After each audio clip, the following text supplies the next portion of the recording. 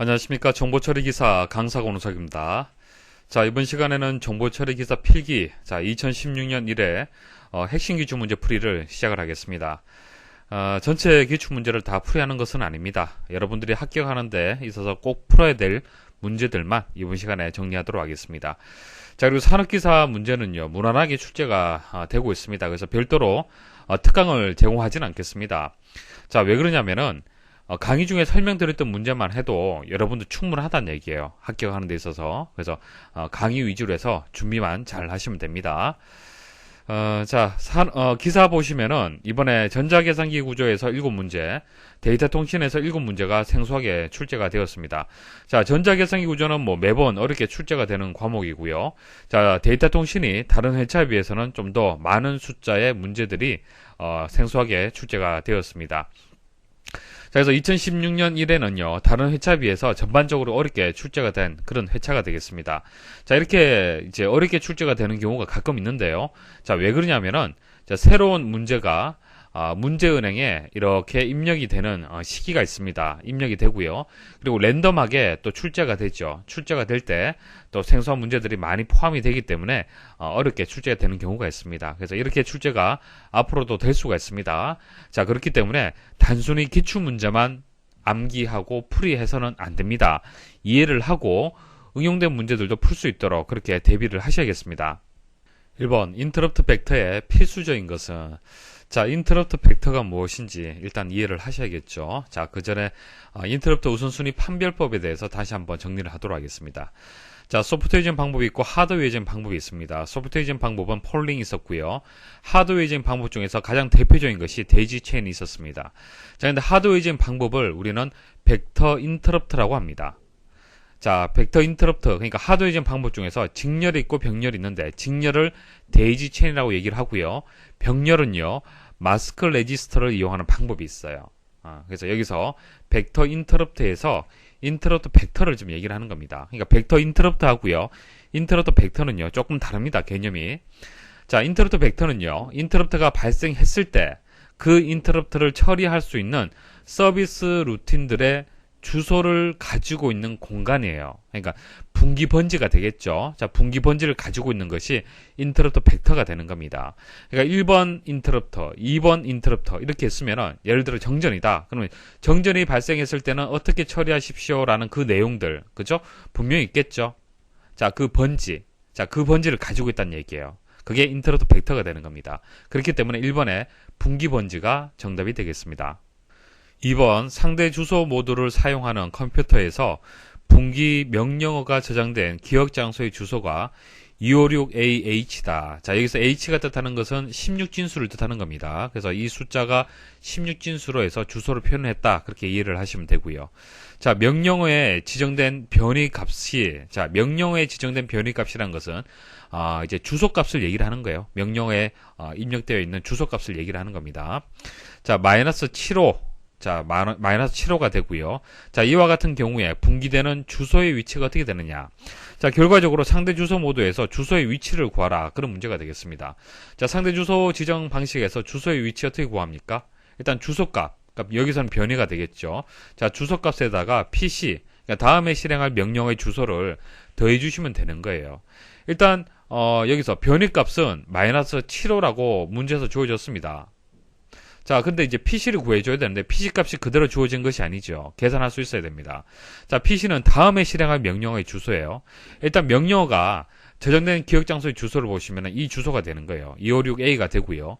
그리고 분기 명령어의 길이가 3바이트라고 얘기를 했습니다. 그래서 다음에 실행할 명령어의 주소를 구하려면 이것과 이것을 더해 주시면 됩니다. 그래서 256A하고 3바이트를 더하게 되면은 256D가 됩니다. 자, 보세요. 자, 이렇게 되어 있죠. 더하기 3 하면은 A는 10진수로 계산하면 10이 되죠. 자, 10에다가 3을 더하게 되면은 A, B, C, D가 되는 거예요. 그래서 이 자리가 이제 D가 되는 거죠. 그래서 256D가 되는 겁니다. 그래서 마이너스 7호하고 256D하고 더해 주시면 되는 겁니다. 자, 256D에다가 빼기 75 하면 되겠죠. 자, D는 10진수에서 13의 역할을 하는 겁니다. 그래서 13에다 5를 빼게 되면 8이 되겠죠. 그래서 6에다가 7을 뺄 수 없기 때문에 자릿수를 하나 빌려오고요. 자, 계산하게 되면은 이 자리가 이제 F가 되겠습니다. 자, F가 되는 것은 자리를 빌려오게 되면은 이것은 자릿수가 16이 되는 겁니다. 16진수가 되기 때문에 자, 16에다가 7을 빼게 되면 9가 되겠죠. 9에다가 6을 더하게 되면은 16진수의 마지막 숫자인 F가 되는 겁니다. 자, 4가 되고 2가 되겠습니다.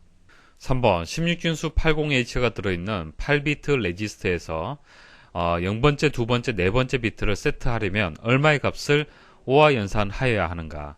자, 세트한다는 뜻은 1로 5와 연산을 한다는 얘기입니다.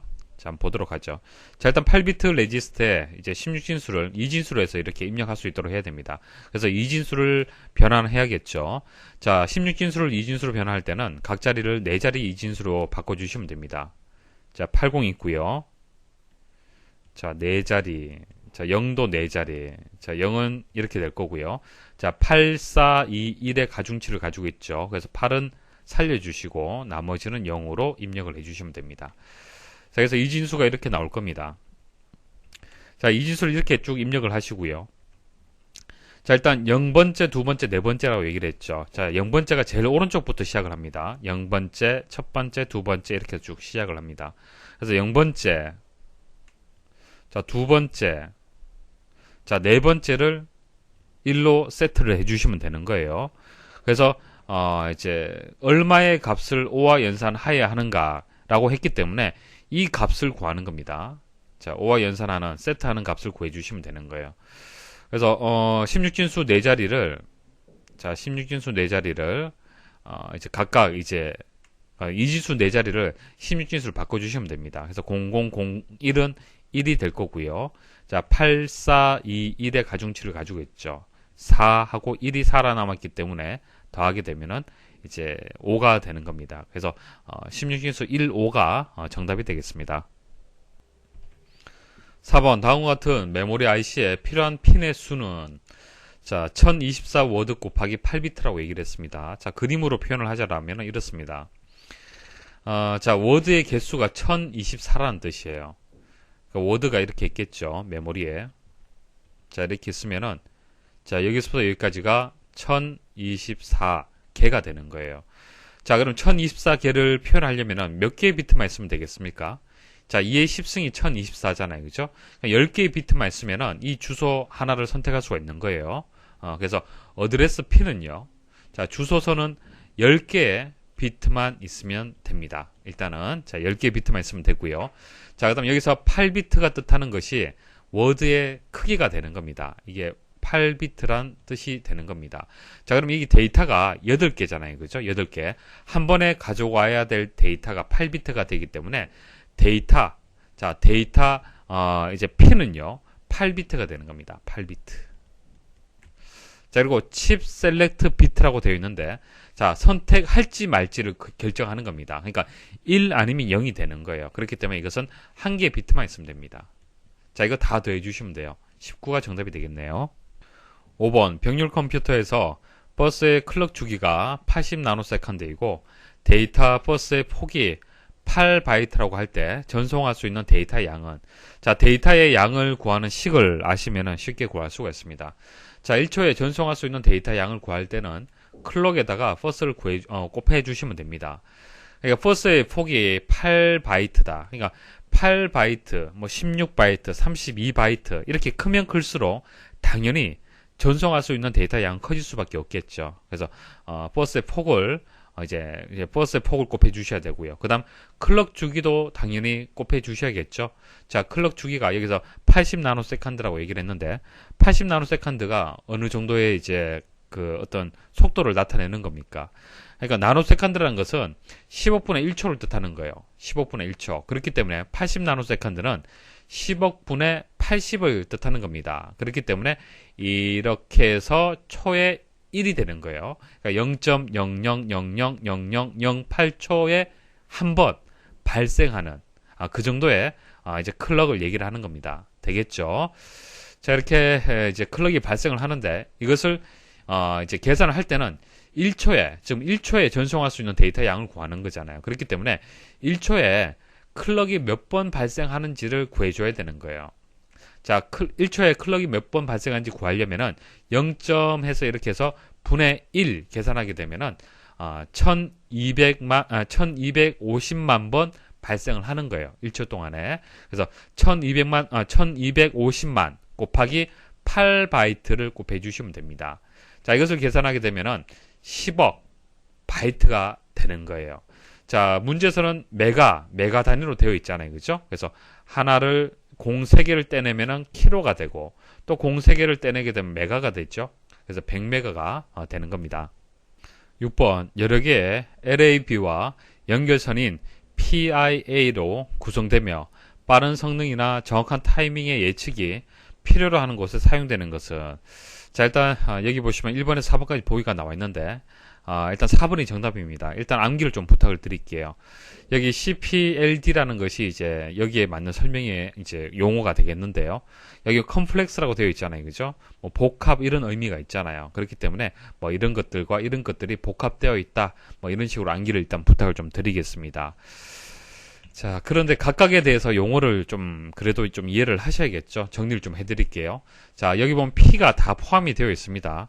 자, P가 뜻하는 것이 프로그래머블, 그러니까 프로그램 가능이라는 의미를 가지고 있어요. 그래서 프로그램 가능한 논리 소자, 자, 프로그램 가능 논리 배열, 이렇게 PLA와 PAL은 그런 의미를 가지고 있습니다. 자, 그런데 여기서 여러분들이 이제 다음에 혹시나 출제될 수 있는 거리가 하나 있는데요. FPGA 하고요. CPLD 하고요. 이게 차이점이 있어요. 일단 설명 좀 드리면요.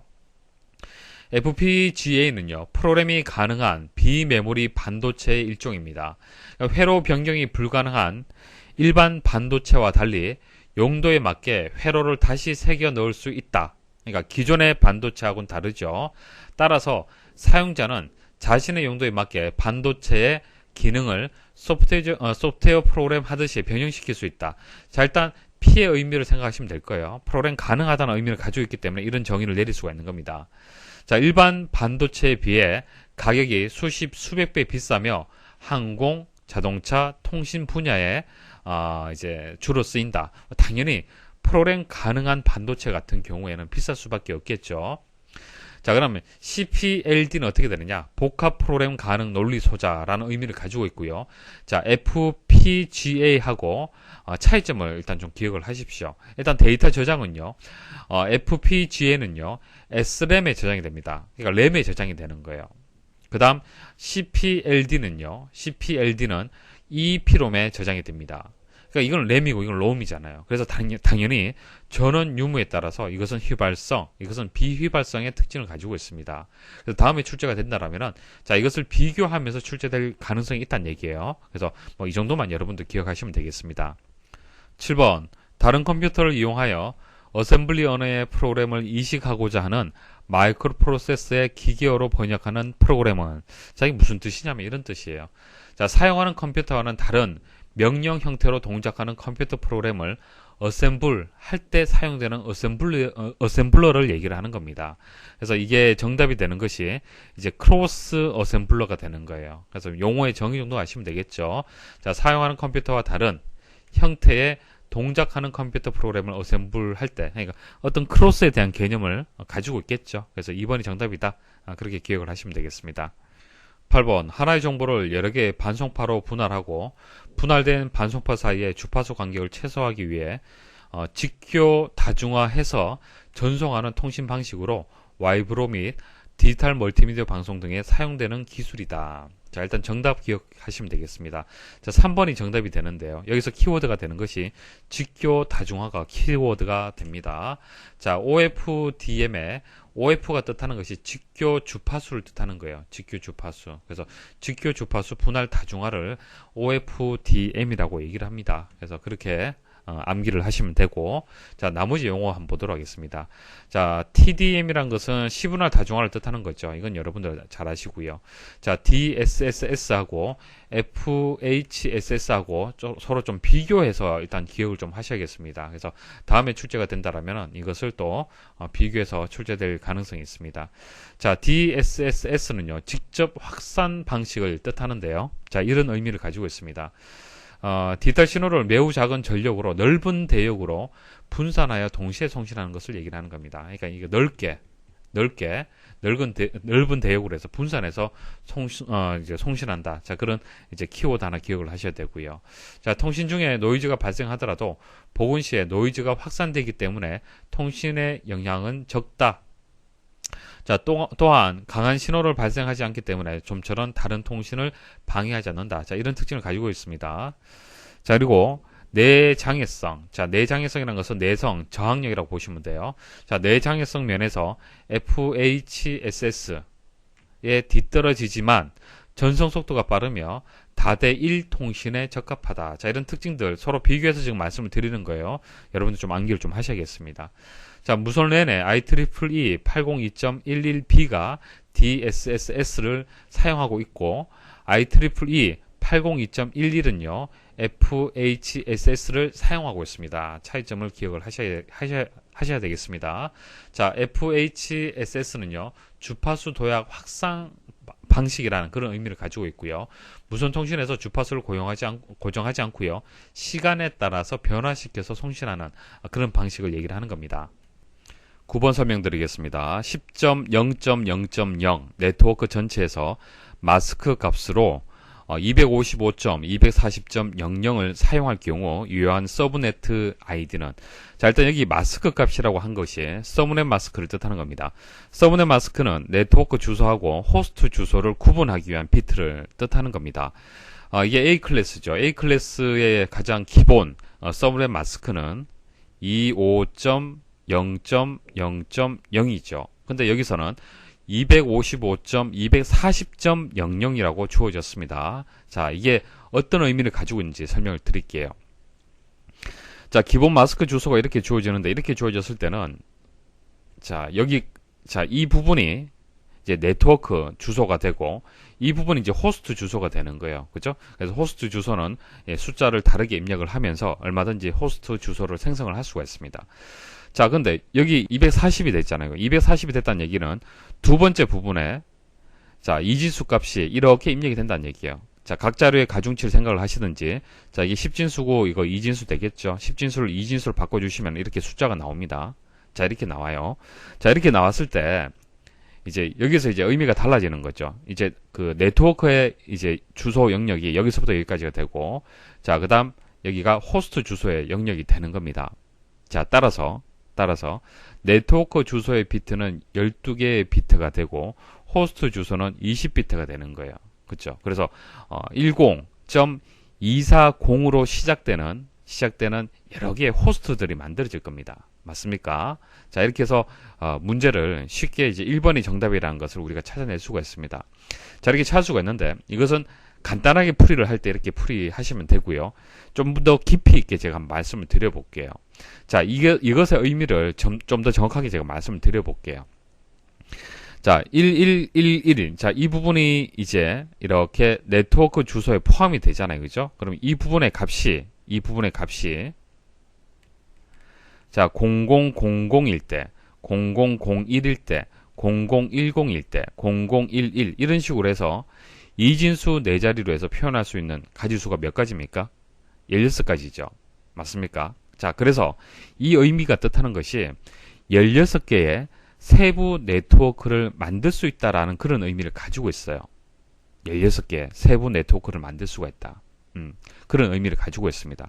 그래서 만일 0000이라면은 자, 0으로 입력이 되잖아요. 그죠? 그렇다면은 자, 다 0값이 되겠죠. 그래서 그때의 서브네트 아이디는 10.0.0.0이 되는 거예요.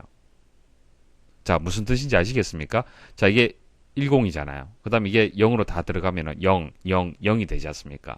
됐습니까? 자, 그 다음 0001이 많이 들어갔다라면 어떻게 될까요? 그럼 이제 0001, 0000이죠. 자, 이게 10진수 값으로 얼마예요? 자, 8421의 가중치를 가지고 여기는 16의 가중치를 가지겠네요. 그래서 16이 되는 겁니다. 그래서 10.16.0.0이 되는 거예요. 그래서 0에서 16을 더해서 16, 또 16을 더해서 32, 자, 16을 더해서 48 이런 식으로 해서 240까지 해서 16개의 네트워크가 만들어지는 겁니다. 그러니까 240 외에도 이런 것들도 서브넷 이제 아이디가 되는 거예요. 이해하시겠죠? 그래서 그 중에서 가장 대표적인 것이 이제 240이 간단하게 우리가 계산할 수 있는 값이었고요. 자, 보기에 다행스럽게 240이 있었어요. 10.240.00이 있었죠. 근데 여기 10.0.00이 있다라면은 그것도 답이 되는 겁니다. 무슨 뜻인지 아시겠죠? 간단하게 풀이할 때는 그냥 240이 되기 때문에 이게 정답이라고 찾을 수가 있는 거고요. 좀 더 자세히 여러분들이 아신다라면은 0에서부터 해서 240까지 16개 이런 것들이 서브네트 아이디가 된다는 얘기입니다. 10번 2 out of 5 보호를 이용하여 에러를 검출하는 방식은 자, 정마크가 일단 정답인데요. 정마크 방식이 뭐냐면은 코드에 포함된 1이나 공백의 수가 항상 일정하도록 하는 그런 코드 방식을 얘기를 하는 겁니다. 자, 그래서 여기서 이제 2 out of 5 보호라는 것이 이제 1이 항상 2개 있어야 된다라는 그런 이제 보호를 뜻하는 거예요. 그래서 이 코드는요, 정마크 방식하고 관련이 있습니다. 11번 원천 부호화 방식에 속하지 않는 것은 용어들이 이렇게 나오는데 간단한 정의 정도 이제 아시면 되겠습니다. 일단 원천 부호화라는 것은 원신호를 디지털 데이터로 변환하는 겁니다. 그러니까 대표적인 것이 PCM 방식이 있죠. 펄스 코드 변조. 그래서 아날로그를 디지털 데이터로 변환하는 그런 방식이 있습니다. 자, 그 개념을 생각하시면 돼요. 자, DPCM은요. 차분 펄스 부호 변조의 의미를 가지고 있습니다. 그래서 뭐 해석을 해보시면 아시겠지만은 뭐 PCM하고 비슷한 개념으로 이제 이해를 하시면 됩니다. 자, 영상 신호나 음성 신호의 데이터 압축 방법을 뜻하는 거고요. 예측한 표본값과 실제 표본값과의 차이를 부호화하는 것을 얘기를 하는 겁니다. 자, DM은 델타 변조라고 얘기를 하고요.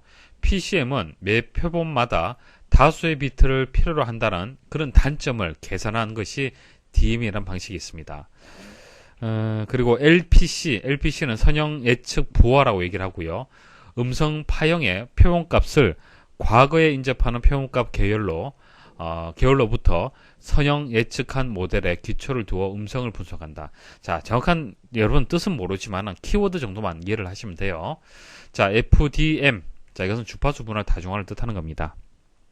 자, 그래서 속하지 않는 것은 나머지를 잘 모른다 하더라도 자, FDM은 여러분들 아시잖아요. 그죠? 주파수 분할 다중화. 그래서 좀 뜻이 다르다. 그렇게 기억하시면 되겠습니다. 자, 사용 대역폭이 4kHz이고 16진 PSK를 사용한 경우 데이터 신호 속도는 어떻게 되느냐? 자, 데이터 속도는 어떻게 계산하죠? 자, 대역폭에다가 이제 변조 시 상태 변화수, 자, 몇 개의 비트를 실어서 보낼 수 있느냐, 그것을 계산해 주시면 됩니다. 일단 대역폭은 여기 나왔고요. 그 다음 16진이라고 얘기를 했습니다. 자, 16개의 정보를 표현한다는 얘기죠. 그것은 2의 4승계가 있으면 되는 겁니다. 그렇기 때문에 4개의 비트만 있으면 16진 수의 어떤 그 정보를 표현할 수가 있겠죠. 그래서 상태 변화수는 4비트가 되는 거예요. 그래서 4와 4를 곱하면 16이 되겠습니다. 그래서 여기서는 3번이 정답이 되겠습니다. 13번 전송하려는 부호들의 최소 해밍 거리가 7일 수신시 정정할 수 있는 최대 오류 수는 어떻게 되느냐. 자, 해밍 거리라는 것은 이제 5강에서 한번 제가 말씀드린 적이 있는데, 자, 여기서는 개념은 잘 모르셔도 됩니다. 단순히 이제 공식에다가 대입하면은 값이 나와요. 일단 공식을 여러분들 아셔야 됩니다. 자, 2 곱하기 정정 가능 오류 수에다가 더하기 1을 하게 되면요. 자, 이 값은 최소 해밍 거리가 크거나 같다라는 일단 공식을 가지고 있습니다. 자, 이 공식에다 대입할 수 있어야 돼요. 최소 해밍 거리가 7일이죠. 그리고 우리가 구하고자 하는 것이 최대 오류의 수입니다. 오류의 수, 이것을 구하는 거잖아요. 그죠? 그래서, 이제, 더하기 1을 했는데, 이것을 이제 좌변으로 넘기게 되면 이게 6값이 되겠죠. 6이 되고요. 그럼 2 곱하기 정정 가능 수가 될 거고요. 여기 2로 나누고, 여기도 2로 나누게 되면은 3이 될 거고요. 이런 식으로 이제 줄여지게 될 겁니다. 그럼 정정 가능 오류 수가 3보다 작거나 같다는 뜻이죠. 3보다 작거나 같다. 그러면 3, 2, 1 이런 값들이 된다는 얘기예요. 그죠? 그렇기 때문에 최대 오류 수는 3이 되는 겁니다. 14번 양자와 스텝 수가 5비트면 양자와 계단 수는 어떻게 되느냐? 자, 양자화라는 것은 우리 PCM에서 말씀을 드렸습니다. 자, 표양부 기억나시죠? 자, 샘플링을 하고 표본화하고요. 그다음 양자화, 그러니까 정수화합니다. 정수화하고 그다음 보호하는 그런 단계가 되겠습니다. 거기서 이제 양자화 단계를 생각하시면 됩니다. 일단 용어를 아셔야겠죠. 양자화 스텝. 자, 양자화 스텝이라는 것은 양자화 레벨을 뜻하는 건데요. 자, 양자화 레벨이 뭐냐면 이런 거예요. 자, 2, 7, 2, 4, 3 이런 식으로 정수화 시키잖아요. 그럼 왼쪽에 이렇게 좌표가 들어갈 수가 있겠죠. 1, 2, 3, 4, 5, 6, 7, 8 이런 식으로. 그죠? 자, 이게 양자화 레벨이 되는 겁니다. 양자화 레벨. 예. 자, 이 값에 따라서 이렇게 정수값으로 이렇게 표시가 되겠죠. 자, 이것은 1. 자, 이것은 2다. 이건 3이다. 이런 식으로. 그죠? 자, 정수화 시킬 수가 있을 겁니다. 그래서 아날로그 신호를 양자화 신호, 그러니까 정수화로 바꿔주는 것이죠. 이렇게 이제 뭐 정수화 시켜주는 이것을 양자화 계단이라고 또 얘기를 합니다. 그래서 양자화 스텝 수, 그러니까 양자화 레벨에 비트가 5비트라고 했기 때문에 그 개수는 얼마가 되겠습니까? 2의 5승인 32가 되는 거예요. 그러니까 계단수는 양자화 계단수, 이 계단을 다 계산하게 되면은 이제 32개가 된다는 그런 의미가 되겠습니다. 자, 여기까지 해서 2016년 1회 핵심 기사기출 문제 풀이를 마치도록 하겠습니다. 수고하셨습니다.